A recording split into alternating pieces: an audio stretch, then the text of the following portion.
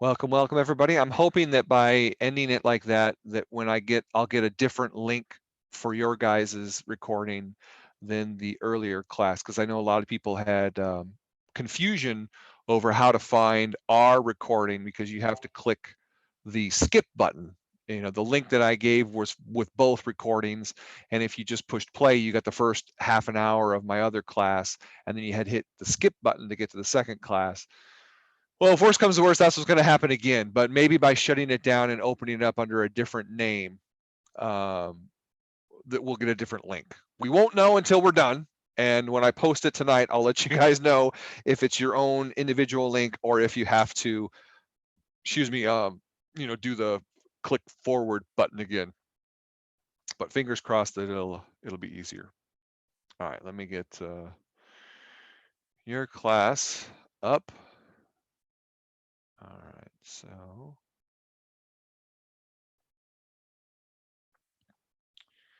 we are in week 2 of summarizing some data.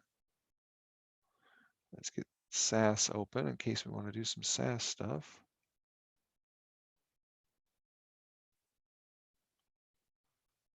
All right. Share that screen.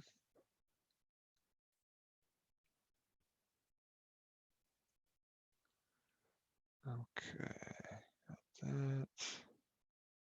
Got that. Wow, we got a good 12 people today. That's fantastic. Last time we had, I think we had less last week, so it's great to see more and more people. Okay, so where do we want to start? Does anybody have questions in general about the topic this week? Does anybody have specific questions on the homework? What do you got? This is Mindy. Can you hear me? Yes. Okay, so I have one specific question, and that is doing a stem and leaf plot in SAS. Are we supposed to? Because I have spent a pile of time trying to figure it out, and that's the only question I can't. I understand the concept. I could do it on pen and paper, but I cannot figure out how to do it in SAS. You have to do it with coding. That's a great question. Yeah, you have to do it with coding, and I put the code on our SAS stuff, right? So if you go to our Google Drive, Franklin 807, SAS stuff, and the how-to summary. So the only way to do stem and leaf plot is to do it with code. And you'll see right here. To create a stem and leaf plot, you need to do some minor coding. You have to use this code here. And then an even better way to make it look really good is this is what a student did before. And so I gave that code, right? I put that code in as well. So what you want to do is, by the way, you can all see my screen, right? Is there anything wrong with doing it on paper? Because that's how I did it. Yes. You can do it on paper, that's fine, but remember, you need to learn how to do all of these things in some sort of technology, because if you had to do a stem and leaf plot for your dissertation, I don't think your dissertation committee is going to think too kindly of you turning in a handwritten stem and leaf plot. I mean, if you do it in Excel. Sure, yeah, you can do it in Excel. That's fine, absolutely, yeah. But for those of you that want to learn how to do some simple programming, it's really quite easy. All you have to do is open any function in Excel, right? So go to any of the tasks and open them. I tend to just, click on something simple like a histogram. So I click on histogram, and here's my histogram function. And if I go over here and click edit, you'll notice that it creates it now called program 1. It's no longer called histogram because it's going to let me edit this stuff. So if I just highlight and hit delete, now I have a clean thing ready to run. And if I go to this and just copy it and come into SAS and paste it, now this is ready to run as long as I have my data entered, loaded into SAS, and you'll notice that it has to be loaded into import 3, or I need to change that, right? So remind me, what question is this? The histogram, is it 311? It is 11, yeah. Okay. Yes. So that means we want to add the data for 310. So I'm going to close this just to get it out of here. So I'm going to double click on 310, and then you always have to hit the running man because you have to actually load it. And I always like to go down here and click on the output data just to make sure that it has everything. And that's everything there. Okay. And then, wait a minute, this is for fluoride. This must be for different. This was for a different one. Yeah, I don't know. This is for a different question. This is for a fluoride question, and I don't want to mess with this. Oh, this is for the histogram. That's right. This is to make a histogram. I need to, even better way to make a histogram look really good. Okay. So I'm sorry, let's do this one because we want to do a stem and leaf plot. So copy that, go back to SAS Studio, go back to my program, and paste it in there. All right, so here's all my stuff. You'll notice that my code has work.import. So that means that that's if you load your first thing. You'll notice that when you load your first bit of data, it goes into work.import. So it's already there. It's got the variables listed as 1985, 1996, 2002, and if you on the output data you see there's 1985, 96, right? So everything is set up to work perfectly with our data. The things to think about that you might have to change would be you would have to change this if you loaded your data somewhere else. It's like if it was in import 1 or import 2, that kind of thing. And then if you wanted to make a stem and leaf plot with different data, different variables, then you would just have to change your variable names to whatever the variable is that you have, and then you could still run this. But as it is, this should work. So let's just hit run and keep our fingers crossed. So 1996N is not found. Wonder why.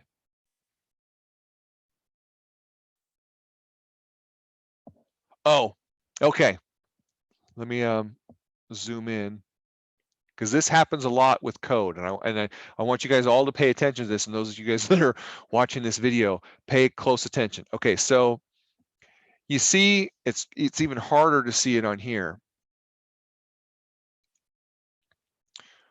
Eee, that's a little too much. Back up, back up. When you type these things in to a Word document, you see how you have different symbols for the asterisks or for the apostrophes? You need these and not the curly ones. So these all need to be swapped out. So hopefully now if you guys copy and paste this, it should be okay. But I need to do the same thing up here. I need to change these. And you see how it's not green up here. It's got this weird color because it's not seeing it. The code doesn't look right to it. But once I change it to the 2 correct apostrophes, it all becomes green. But this one, you see how the N is still shaded off. And if I run this again, it'll say, this doesn't make sense because the little squiggly things are wrong. But if you just delete them and then use the apostrophe key on your keyboard, it'll put the right type of apostrophe in, and now everything is in green. And so now if we run it, we shouldn't have a problem because of the apostrophes, and there are our 3 stem and leaf plots.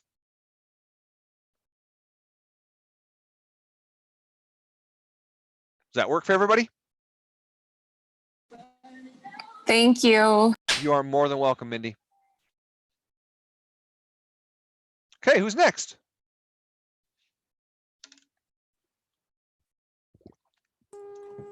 I'm still working my way through this. This is Sherry. I feel like I just did something wrong, so I'm trying to go back and see if I missed a code piece like you just said. Okay. So I'll let I'm just- somebody else go while I try to figure this out. Sounds good. I have oh, sorry. Go ahead. It's Sherry. Go ahead. Sherry and I both are on the same page because I feel like I missed something as well. So I will definitely review this again and then make sure that I get it right. Okay. I have a quick question on No problem. Mindy. 3.54A. Okay. So it says draw a histogram using the data using 6 or 7 categories. The categories, are you referring to pins? Yes. So Okay. 6 or yes. Yeah. Yeah. Perfect. Categories That was being- my only yeah. question, I think, so far. Thank you. Good. No problem. Laura, I see you're off mute. Do you have a question? Yeah, I was gonna ask you, I mean, is there a reference manual from SAS that shows you what all these commands are and what they mean? Yes and no. There are a bunch of them out there. When I had to learn SAS as a student, I had to learn it all with code. So I had to do all of this stuff just by coding. So I have a book where it'll show you the codes to do it. Now that SAS has this nice little point and click kind of menu interface, you might want to go to the SAS Help Center, and that has some stuff, or search YouTube or Google for videos.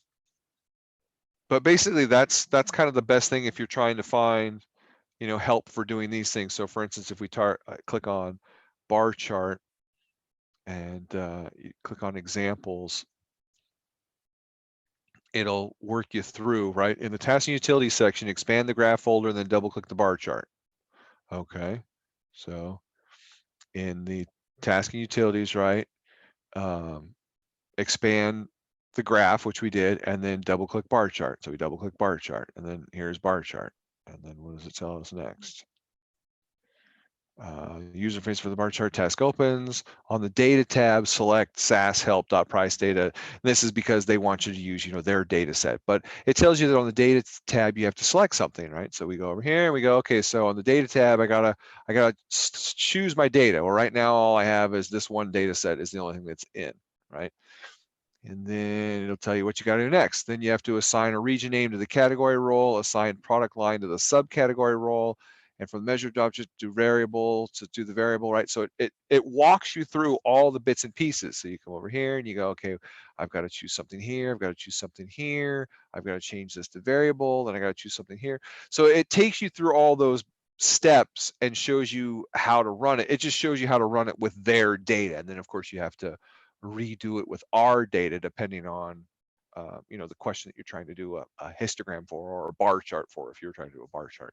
But this is a really nice place to go. It doesn't show you how to recode things though. No, this SAS, so this SAS Studio thing is really all about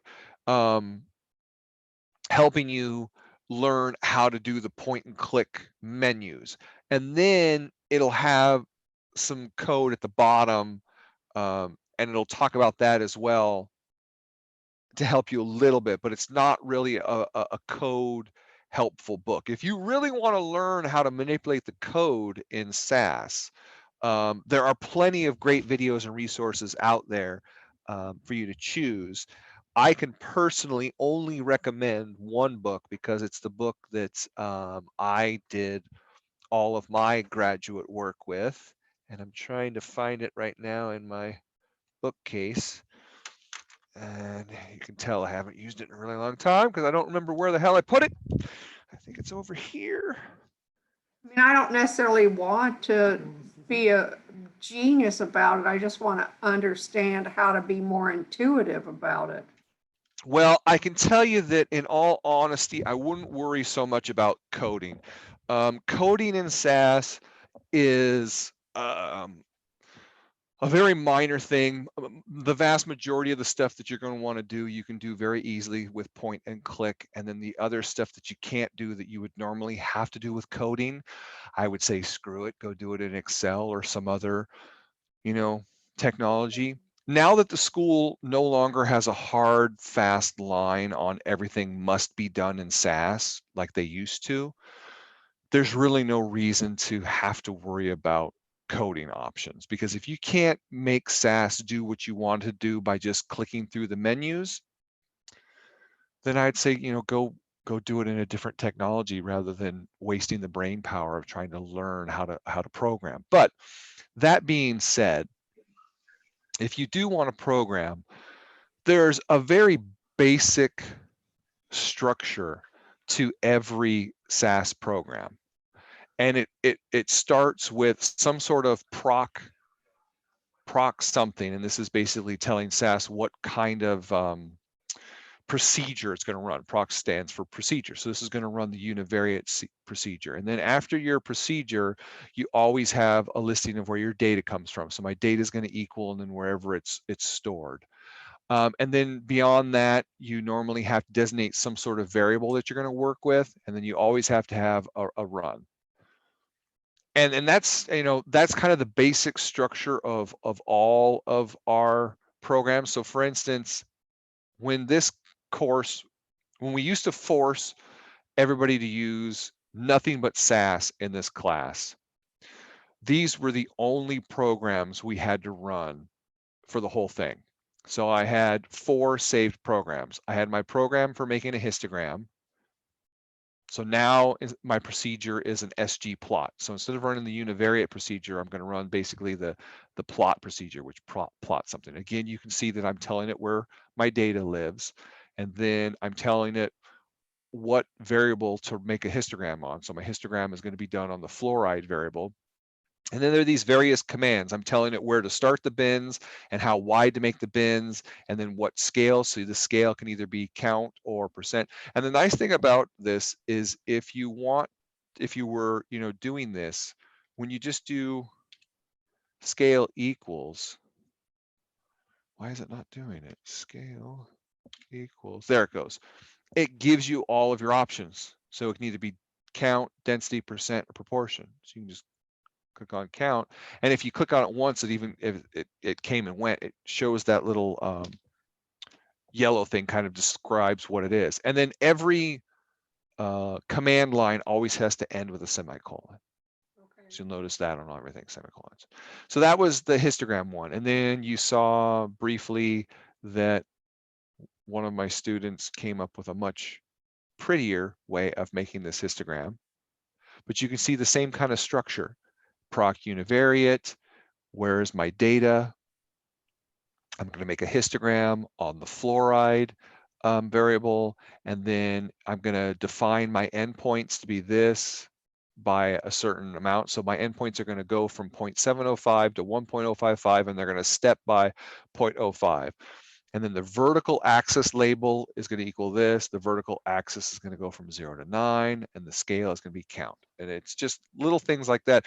It's kind of, you'll notice that you always have a program. So I'm going to run a histogram program. You're going to have the variable that you run it on, and then you're going to have a slash and certain options. So under the histogram program, there are all sorts of options you can run. You can mess with the endpoints, you can mess with the labels. These are all just ways of tweaking the histogram program, if you want to think of it.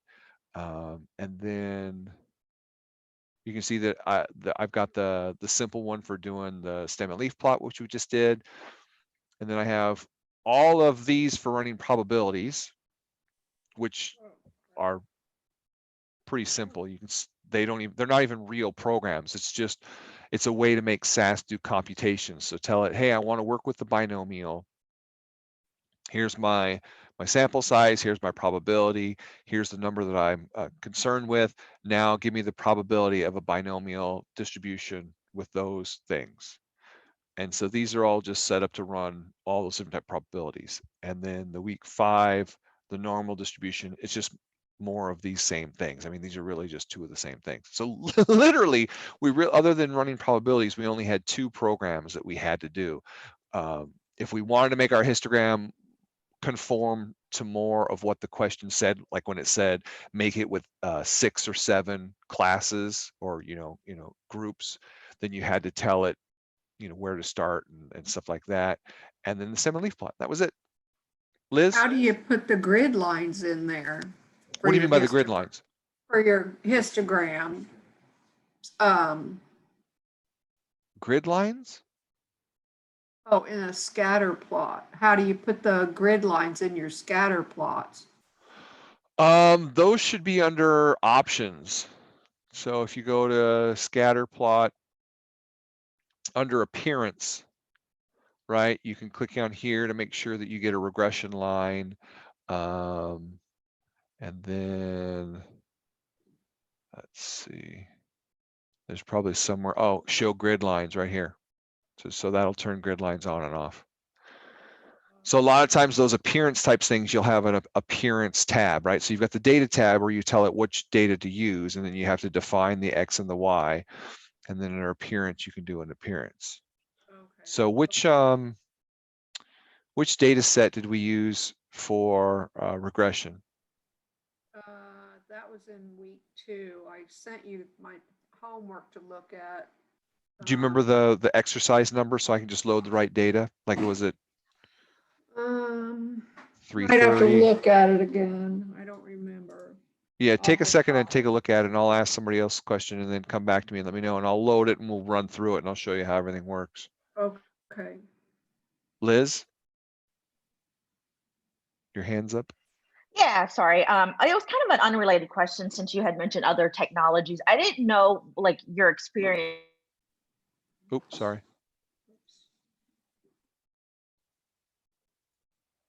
Hold on, Liz. Something's weird. Can you hear me now? There you go. Yep. Sorry, go Okay. back. You cut off when you said, yeah. I was trying to mute someone else because of feedback, and I unfortunately did you by mistake. Go ahead. No Sorry. worries. I didn't know what your experience was. You had mentioned other technologies in terms of the learning curve of SAS in comparison to RStudio and Tableau, in terms of just the GUI, like point and click and not having to hard code things. I have never used RStudio or Tableau, so I have no idea Okay. what the learning curve is for those two things. I did try R coding, and R coding is just as easy, just as difficult as coding is in SAS. Got it. But as far as the GUI is concerned for the two, I unfortunately haven't had the chance to sit down and play around with them. Okay, just curious. If I had seen to guess, Tableau and it's done amazing things. Just curious how hard it was to learn. yeah, usually the more amazing the thing, the more harder it is difficult. to Yeah, learn. exactly. Yes. And usually the rule of thumb with R is always has a steeper learning curve because R is, it's a socialist experiment. It was written by a group of statisticians, and it's freeware, so it's everybody adds to it. Everybody, there's no one, like SAS, I think at one point was owned by IBM, and I don't know who owns it now, but it was, it's one So ours more company. open sourced? Yes, exactly. R is Got it. completely open sourced, and so if you try and find resources for R, the only resources you're going to get are things that are created by other people. You're not getting a company or There's no actual an knowledge editor. base. Exactly. So Okay. a lot of times things are a little clunky, and they're not as pretty, and they're not as user friendly because of that. Got it. Thank you. Yep. But don't get me wrong, R is an awesome tool, and I love it because it's open source and free and that kind of stuff. Right. Eventually, I'd like to, if I ever get the hang of SAS, I would love to learn Tableau. Yeah, I mean, if I had the time, I would definitely learn R. Time? What's that? Yeah, exactly. Okay, anybody else? Cassandra or Cassandra, I don't know which way you pronounce it. Why is there a check mark next to you? When I put a check mark when you asked us the first question, did we understand? Ah, So cool. instead of saying thumbs up, I just said check. Yeah. Oh yeah, I see down below. Yeah. That means yes. Okay, Yes. thank you. Some of these little things are new to me, so okay, that works. I just started using them, so that's why I said. No, I like it. I like it. Now that I know what it means, keep using it. That's fantastic. Are we still able to send you our homework ahead of time, or is that just the first week? No, every week you're fine. Okay, perfect. I'm going to go back and rewatch the SAS workshop because I just feel like I'm I'm missing the foundation of it, and I just don't want to try to move forward without understanding it better. And Sure. I feel like I'm not going to understand what you're saying right now without that. I watched it Saturday, but I will be honest, I was driving from Cleveland to Columbus. My husband was, and I was in the back seat watching it. So I need to focus a little more on it. And Sure, no problem. And, okay, go ahead. Go ahead. Sorry, and by the way, is it Cassandra or Cassandra? Cassandra. Got it. Yeah, Cassandra. When I went to previously, I was in my other class and I tried to do SAS and it wasn't working. So I end up installing SPSS on my, and so I'm now trying to go back to SAS and redo everything. And it's not going to different folders. So I'm going to go back as well and see if I could just take everything out and start anew and go forward, because I have SPSS and I didn't want to, get the information in SPSS and then convert and go over to, in SAS and then go over to SPSS, because I think I'm gonna lose something in, working in two different software programs. Totally. And just so you know, if you want to just work in SPSS, okay, that's now fine. I mean, as far as the rules are concerned, right. You don't have to do SAS anymore. So it's up to you. Okay. And so, okay, all right then. But I'll communicate that, because I kind of want to be with everyone else and do the set. It seems simpler, but I've been doing YouTube videos. I'm so video. Yeah, no, I mean, YouTube is a phenomenal learning tool, and there are a lot of great videos out there for SAS Studio. I mean, if you just type in SAS Studio and then whatever you want to do, you'll find videos that'll help you.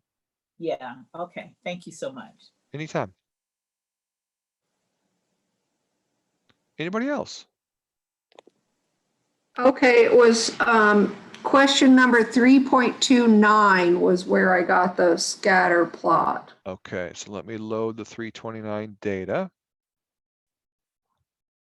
All right, so now I've got 329 loaded into import 1. I can double check my data and see what we have. We've got just numbers and treatment times. All right, so now I can go to scatter plot. And the first thing I have to do is tell it to use the right data, right? So I have to go down here and choose import 1. So now it's going to look at that data that I just loaded for 3.29. And then it wants you, to compare something to something. Did it specifically say which one should be the X and which one should be the Y's? It's asking for find the 25th percentile for the treatment times and interpret the value. Okay, so treatment time. Oh, it looks like it only has.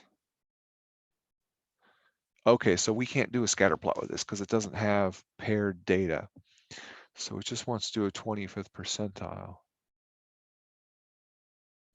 Okay, so in that case, you don't want to do scatter plots. This isn't scatter plot data. This is descriptive statistics. If you want to just do a percentile, then you just go to here under statistics and then do summary statistics. So if we double click on summary statistics, let me get this crap out of the way. Too much stuff open. Drives me crazy after a while. All right. So again, we've got to make sure that we're using the right data. It was already there, but I like to redo it just to make sure it's loaded properly. The analysis variable, I got to click on here and put in treatment time. And then under options, you can see that summary statistics will default to certain things, but you can click on additional statistics and you can get all these extra things. And then you can click on percentiles and you can get these percentiles. Now, the problem is it doesn't have a 25th percentile, right? Right. But look at this. Over here is your code, right? As you click on things, the things will change. So for instance, if I click on mode, look what well, let me make it a little bigger so you can see it. All right, so there's my code. And if I click on mode, look what happens. It just added mode in here as it wants you to also run mode. Okay. Now let's say I want the 10th percentile. Let's see what happens when I click that. Ooh. See how it put P10? Well, we want the 25th percentile. Well, what if I put the 5th percentile? What's it going to give me? Ah, look at that. It just gives me P5 and P10. So what do you want to bet if I want the 25th percentile? I just need P25, right? So I can just click edit and I can go in here and I can type P25. And you can see that it even, let me do that again so everybody can see it. P25, keyword P25, proc means P25 option, lower quartile, 25th percentile. So we can do it this way, or we can realize that the 25th percentile is the same thing as a quartile. So if I go back to summary statistics and type in lower quartile, because the lower quartile is just the 25th percentile, you'll see that instead of doing P25, it put in Q1, because that's what it calls lower quartile. And if I do median, it added median. And if I do upper quartile, it adds Q3, Q1 and Q3, right? So it's just the different ways of doing things. So if I do this now and I run this, it's going to give me a bunch of crap I don't need, right? There's the 5th percentile I don't need, the 10th percentile I don't need, but lower quartile is the 25th percentile, because that's the same thing, right? A quartile is a quarter of something, and a quarter of something is 25%. So there is my 25th percentile, 14. Right. Now I also could have gone to my program and I could have run this program and it'll list the 25th percentile instead of the quartile, but it'll give you the exact same answer of 14. Okay. Does that answer everything you need for that question? Yeah, I put it in a scatter plot though, and I was wondering how to put the grids on it so that you could see the quartile ranges on it. Okay, but your I data might be missing something, but I don't see 29 as one of the questions on our assignment. Are we? Is that one? I'm trying to make sure. Is that one I should have done? No, that's in the next week. It's next. She's a week ahead. Oh, I gotcha. Okay, sorry about that. No, you're fine. Let me see.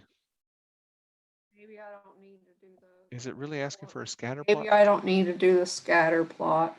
Construct a, no, it says construct a quantile plot for the treatment times. A quantile plot is different than a scatter plot. Okay.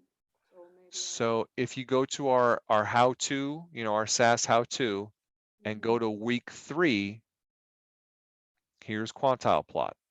And that's how you do a quantile plot. Okay. So give that one a shot. Okay. All right. Okay. Liz, your hand's up. Yes, sir. Give me 1 second. So I have a question, and I think I did this made it way too hard on myself. It is question, I think it's like the last one. 3.54C.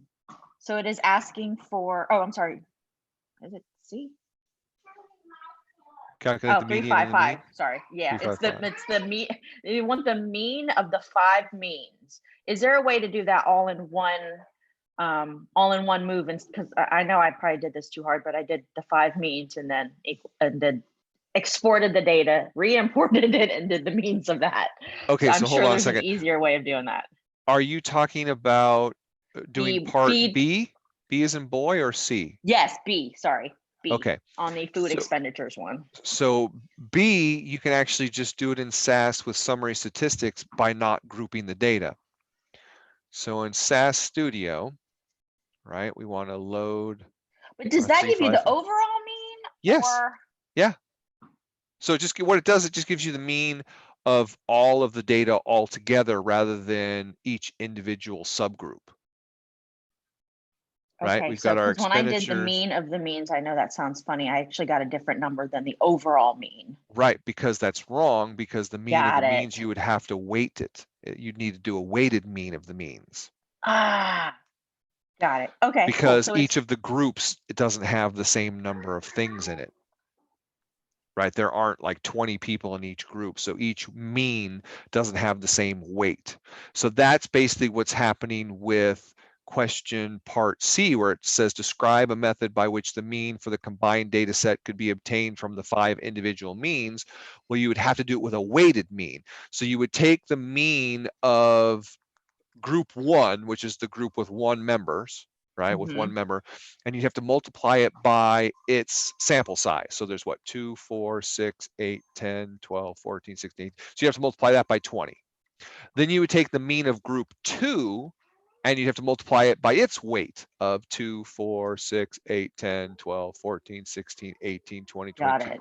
23, right? And you have to do that for all of them. So you take the mean, you multiply it by its sample size, then you add all of those numbers together, and then take that number and divide by the total sample size of, you know, the how big everything was. So the 20 plus 23 plus blah, blah, blah, however many there was, your total, I think there's 83 total pieces of data. So this question's just asking for a process. You're not asking for us No. to actually do that in Yeah. SAS, are you? Part C is a process. Part B, Oh, I good want God, you to thank you. actually get. So part B, I want you to get the answer, and you can get it very easily out of SAS by just not using the grouping variable, right? So if we go to summary statistics and go back to data, let's change this out. Yeah, okay. Go to import 2, and then our analysis variable is now going to be expenditures. And then your classification variable was the number variable, you know, the number members. And if you run, let me get rid of all these options. It's too much crap. I don't need all this stuff, right? I like a nice little clean display that only gives me what I want, which I think was the mean and the median is all I basically need. I'm going to get rid of everything else and then run it. And so there's, right, for each of my groups, there's how many I have. So that's the size of each group. And then there is the mean of each group and the median of each group. And I think maybe it wants standard deviation. So you can go back in here and you can put in standard deviation and get that one as well. But whatever, that's really easy. And the big thing is you just have to have this classification variable in order to do that. Well, now if you want the mean of the whole thing, yeah, all you got to do is take that away and run it again. And now there's your mean for the entire group altogether. Okay, perfect. I think simple. my brain's just making this homework more complicated than it really is. Well, and you are not the first, nor will you be the last student to do that, because, you know, you're doctoral students, so your mindset is this should all be very hard, and it's a statistics class, so your mindset is this should be really hard. And then we're doing really simple things like means and medians, which aren't hard, they're simple. So you're overcomplicating it because you feel like it should be, and it's common, so don't worry about it. Thanks. Yep.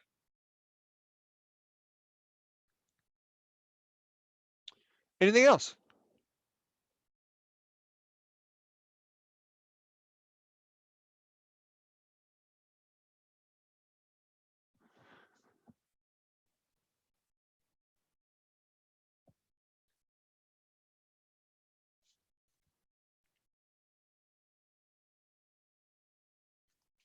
All right, so if there are no specific questions, what I'm going to do is I'm going to spend the last 20 minutes and I'm going to go through all of the homework questions at a decent clip and talk about, describe, and even demonstrate how to do everything in SAS. So you guys are welcome to stay and watch. You're welcome to log off and just go watch the video later if you think you're going to need that help. Or if you have a question, just stop me and I'll answer a question. But I figure we've got, 20 minutes left and it's a good use of our time.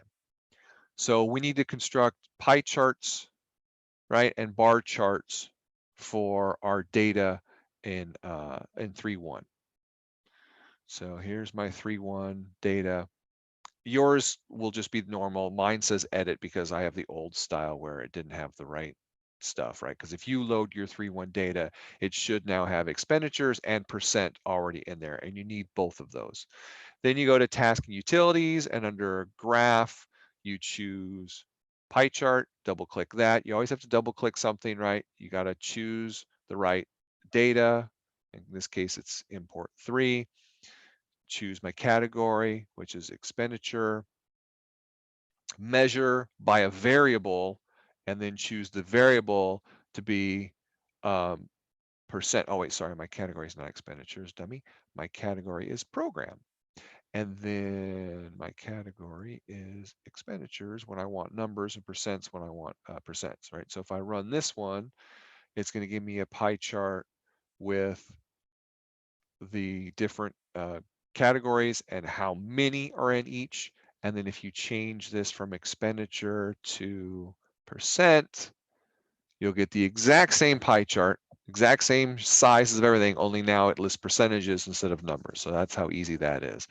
The bar chart is just as simple. You double click bar chart, you make sure you're using the right data set, which for me is 3, right? The category we got to add again is program.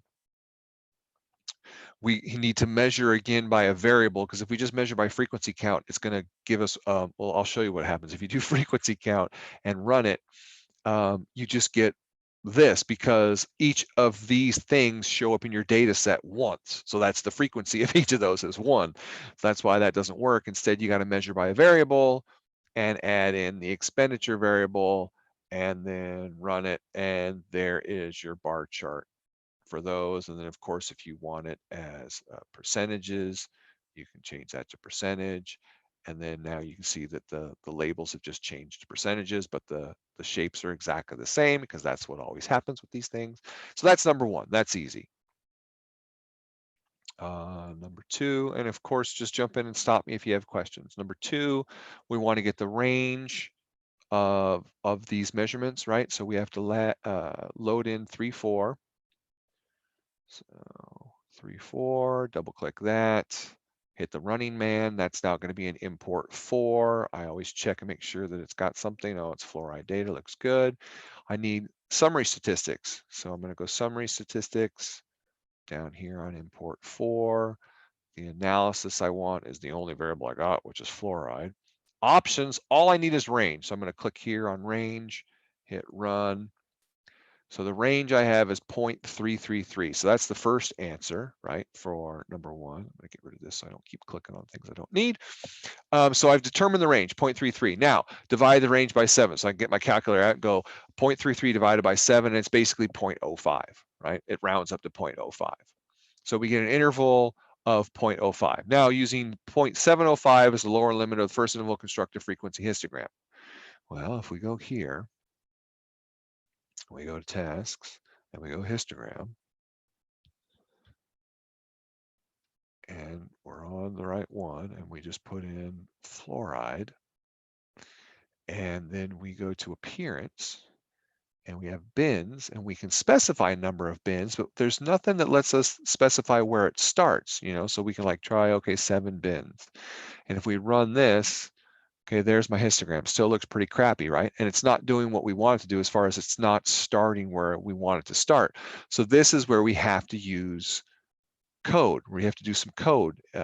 So we do edit, right? And what I like to do is I just delete the whole damn thing. Start with a nice clean one, and then go to our SAS code and go down here to this nice little pretty one that a student made for us.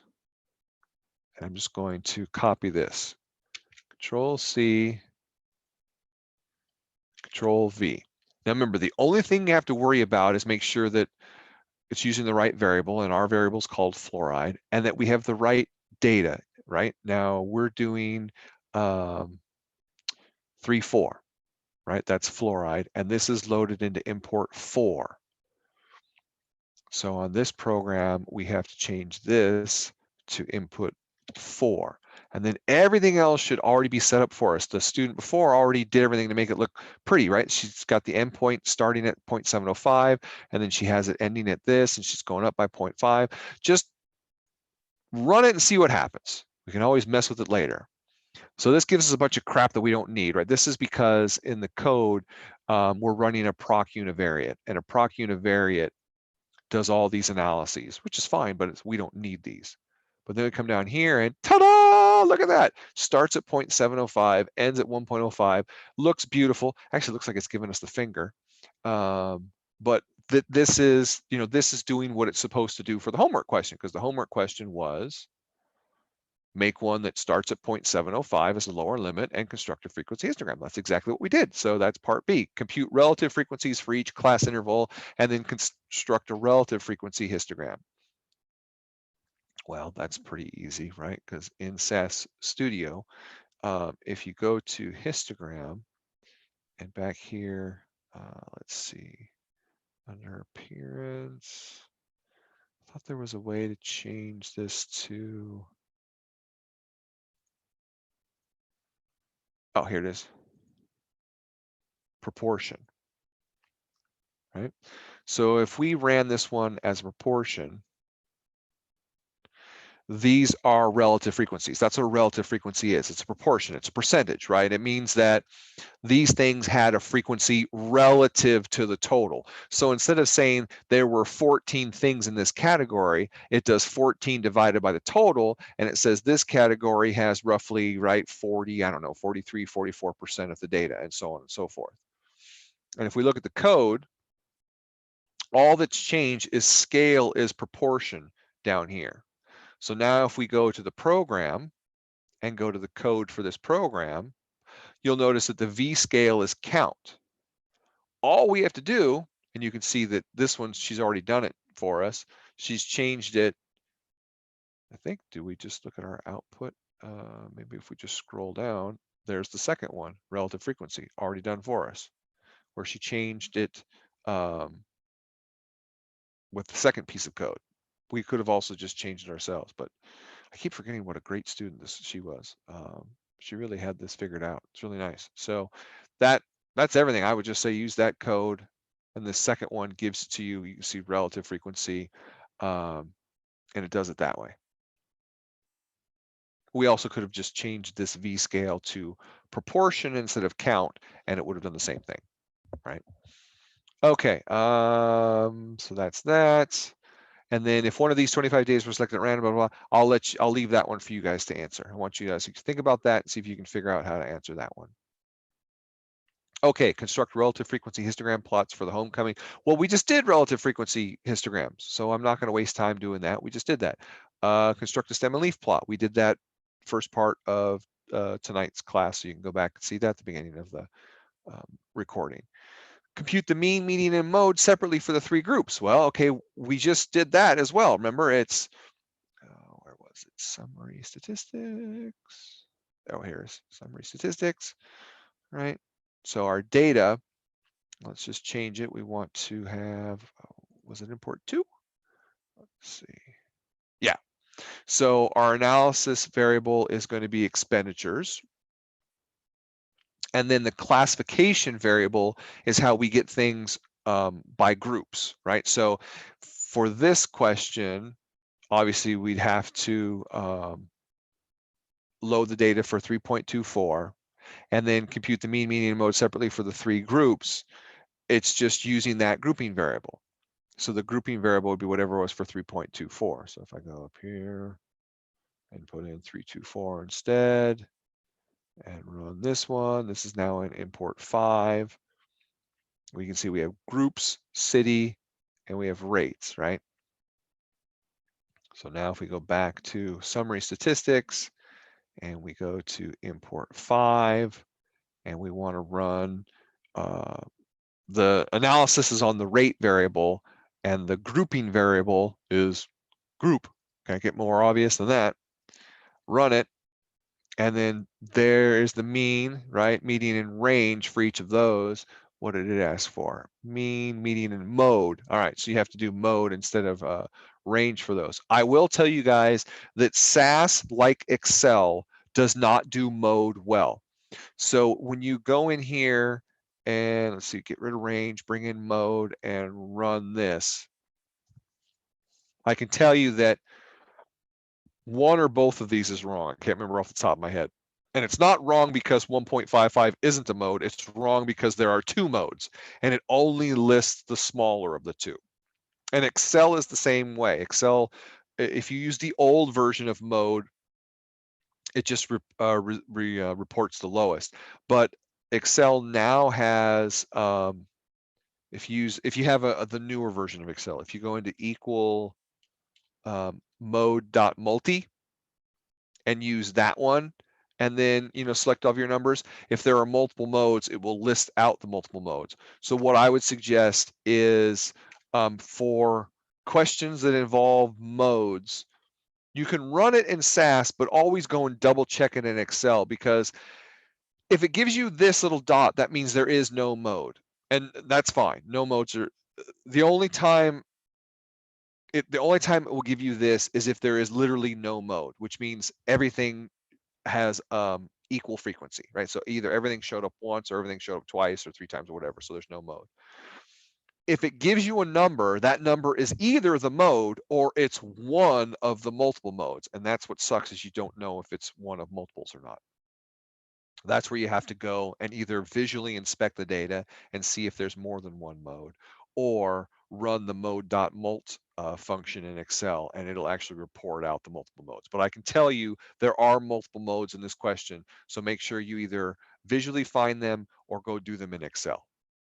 Draw a histogram. We've done a histogram on the base histogram. What would you guess the mean to be? Okay, so you can do that. And then compute the mean expenditures separately. We just did that same question where you just have to have a grouping variable. Combine the 5. Well, that's easy. You just take the grouping variable away. Describe a method. Well, we talked about that just 20 minutes ago, where you have to do a weighted mean. And then describe the relationship, if any, among the mean expenditures for life. Again, I'll let you guys do that. I'll always leave the describes for you guys to figure out on your own. But that's everything. With 6 minutes to spare, any questions?